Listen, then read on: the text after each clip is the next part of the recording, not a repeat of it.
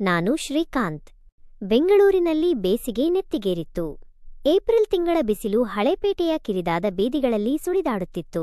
ಶ್ರೀಕಾಂತ್ ಹಣೆಗೆ ಗಂಟುಕೊಂಡಿದ್ದ ಬೆವರನ್ನು ಸವರಿಕೊಳ್ಳುತ್ತಾ ಒಂದು ಮನೆಯಿಂದ ಮತ್ತೊಂದು ಮನೆಗೆ ಬಾಡಿಗೆಗೆ ಖಾಲಿ ಇದೆಯೇ ಎಂದು ವಿಚಾರಿಸುತ್ತಾ ಸಾಗುತ್ತಿದ್ದ.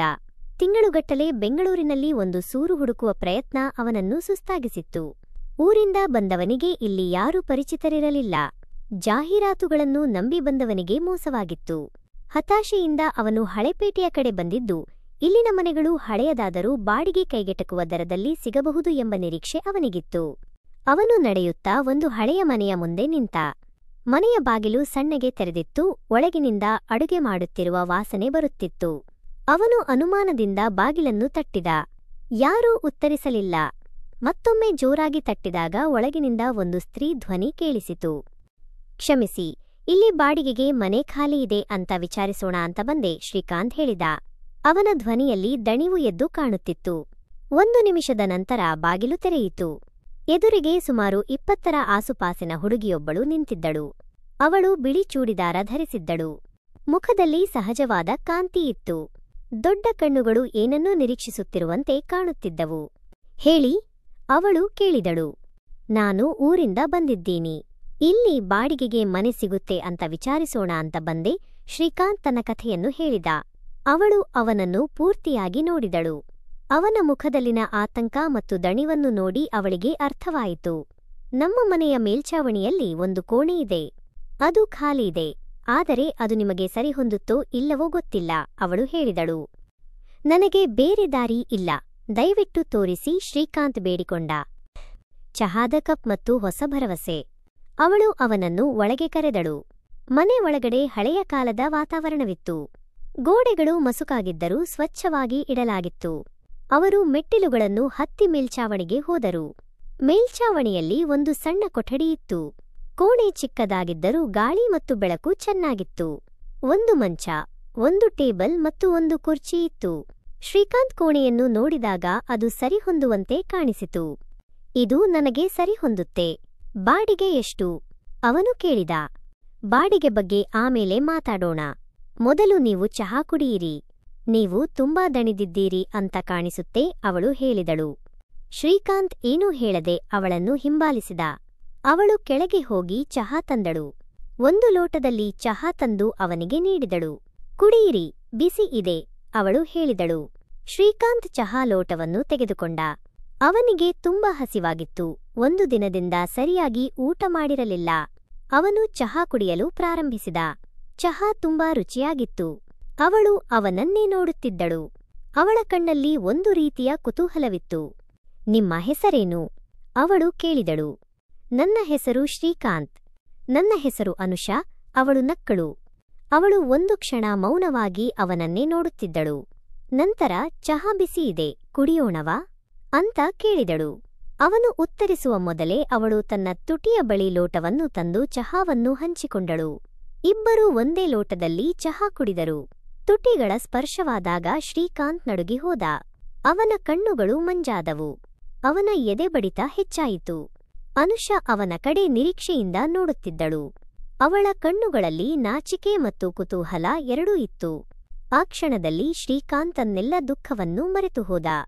ಅನುಷಾಳ ಕಣ್ಣುಗಳಲ್ಲಿ ಅವನಿಗೆ ಒಂದು ಹೊಸ ಭರವಸೆ ಮೂಡಿತು. ಬೆಳೆದ ಆಕರ್ಷಣೆ ಮತ್ತು ಮೌನ ಸಂಭಾಷಣೆ. ದಿನಗಳು ಉರುಳಿದವು. ಶ್ರೀಕಾಂತ್ ಅನುಷಾಳ ಮನೆಯ ಮೇಲ್ಛಾವಣಿಯ ಕೋಣೆಯಲ್ಲಿ ವಾಸಿಸುವುದಕ್ಕೆ ಪ್ರಾರಂಭ ಮಾಡಿದ. ಅವಳಿಗೆ ಊಟ ಮತ್ತು ವಸತಿ ಎರಡನ್ನೂ ಒದಗಿಸಿದಳು. ಅವರಿಬ್ಬರೂ ದಿನವೂ ಮಾತನಾಡುತ್ತಿದ್ದರು. ಅನುಷಾ ತನ್ನ ಕಷ್ಟಸುಖಗಳನ್ನು ಅವನೊಂದಿಗೆ ಹಂಚಿಕೊಳ್ಳುತ್ತಿದ್ದಳು. ಶ್ರೀಕಾಂತ್ ತನ್ನ ಕನಸುಗಳನ್ನು ಅವಳಿಗೆ ಹೇಳುತ್ತಿದ್ದ. ಒಂದು ಸಂಜೆ ಶ್ರೀಕಾಂತ್ ಬೆವರಿನಲ್ಲಿ ನೆನೆದು ಅನುಷಾಳ ಮನೆಯ ಹೊರಗಡೆ ಇದ್ದ ಆಸನದ ಮೇಲೆ ಕುಳಿತಿದ್ದ.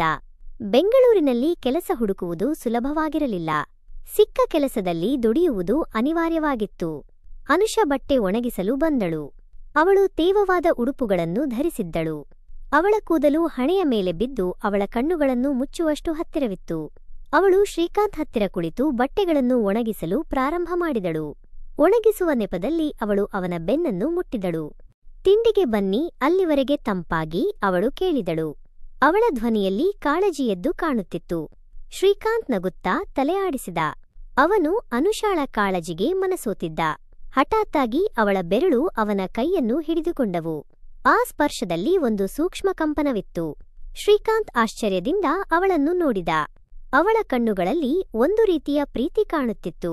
ಅನುಷ ತಕ್ಷಣ ತನ್ನ ಕೈಯನ್ನು ಹಿಂದೆ ತೆಗೆದುಕೊಂಡಳು.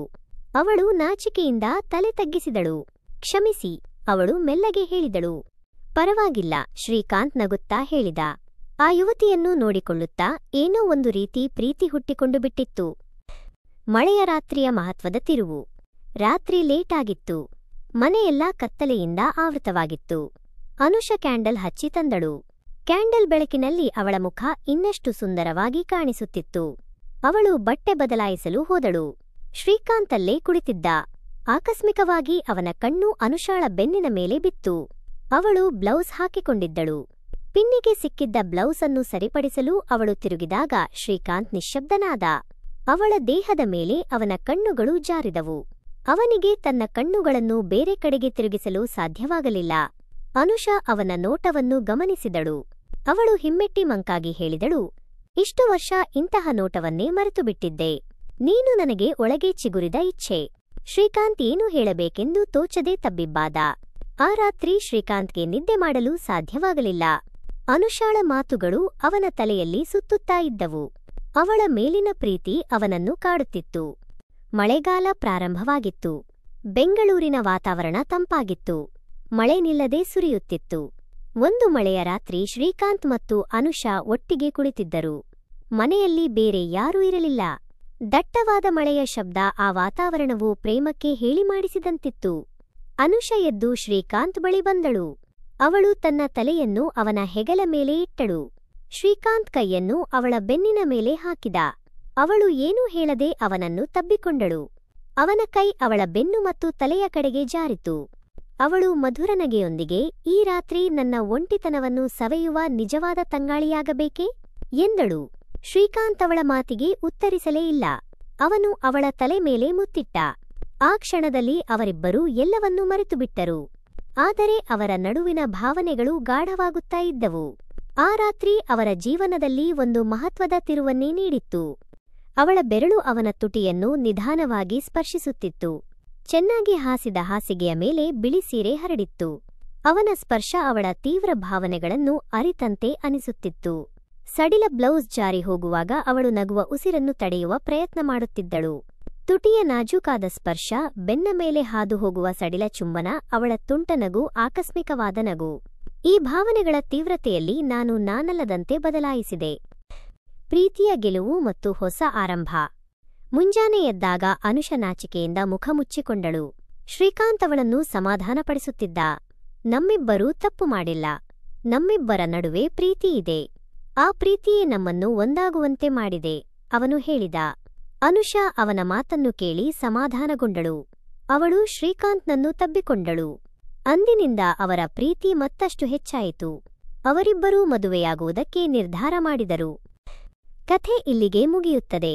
ಕಥೆ ಇಷ್ಟವಾಗಿದ್ದರೆ ಈ ವಿಡಿಯೋಗೆ ಲೈಕ್, ಶೇರ್, ಕಮೆಂಟ್ ಮಾಡೋದನ್ನ ಮರಿಬೇಡಿ. ಇಂತಹ ಇನ್ನಷ್ಟು ಇಂಟರೆಸ್ಟಿಂಗ್ ಕಥೆಗಳಿಗಾಗಿ ನನ್ನ ಚಾನೆಲ್ನ ಸಬ್ಸ್ಕ್ರೈಬ್ ಮಾಡಿಕೊಳ್ಳಿ. ಪಕ್ಕದಲ್ಲಿರುವ ಬೆಲ್ ಐಕಾನ್ ಒತ್ತಿದರೆ ನಾವು ಹೊಸ ವಿಡಿಯೋ ಹಾಕಿದ ತಕ್ಷಣ ನಿಮಗೆ ಗೊತ್ತಾಗುತ್ತೆ. ಧನ್ಯವಾದಗಳು.